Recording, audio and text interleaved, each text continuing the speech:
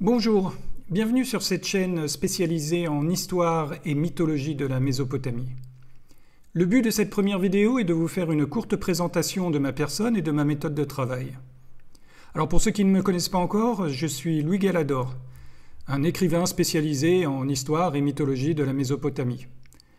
Alors je suis à la base un autodidacte qui a suivi ensuite un parcours universitaire concernant l'écriture cunéiforme avec une spécialisation en épigraphie sumérienne. J'ai à mon actif quelques publications à la Cuneiform Digital Library Initiative, qui est en quelque sorte une bibliothèque numérique internationale visant à mettre à disposition environ 500 000 tablettes cunéiformes avec leur translittération et leur traduction. De plus, j'ai à mon actif 5 livres publiés à ce jour, des livres qui concernent notamment la mythologie babylonienne et sumérienne.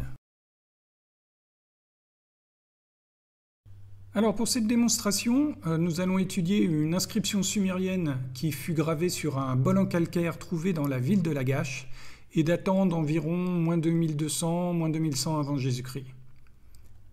Ce bol est enregistré à la Yale Babylonian Collection, la YBC 2153, ou dans le CDLI sous le numéro P293 446.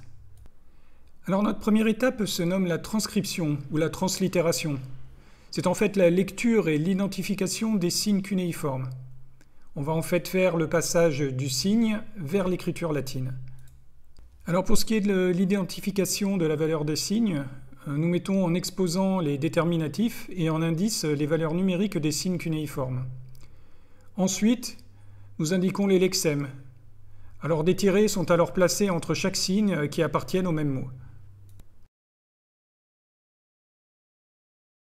La deuxième étape se nomme la normalisation. C'est en fait l'analyse grammaticale du texte. Alors pour le sumérien, nous relions les morphèmes et les lexèmes par des plus, et nous précisons les fonctions grammaticales par des abréviations majuscules entre crochets. C'est à partir de ce moment que nous pouvons déterminer si nous avons affaire, par exemple, à un possessif, à un datif, à un nom propre, à un terminatif, par exemple, etc., etc. Et à partir de là, nous pouvons isoler la chaîne nominale de la chaîne verbale.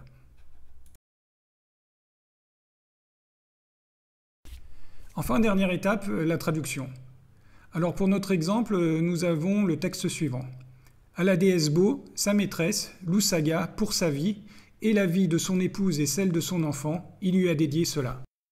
En lisant ces quelques lignes, nous comprenons que Lusaga demanda la protection de la déesse Bo pour lui et l'ensemble de sa famille. Bo était avant tout la divinité des médecins et de la guérison dans la zone de Lagash.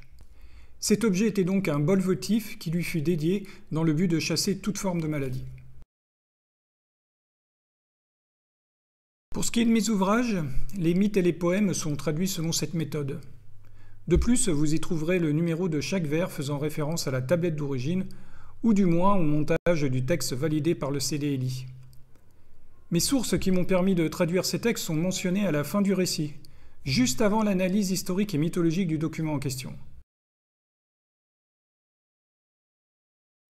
Voilà, c'est tout pour cette vidéo. J'espère qu'elle vous aura permis de mieux comprendre ma méthode de travail. Les prochaines seront beaucoup plus orientées vers la mythologie et l'histoire de la Mésopotamie. Vous pouvez me laisser un commentaire, je me ferai un plaisir de vous répondre. Et je vous dis à la prochaine.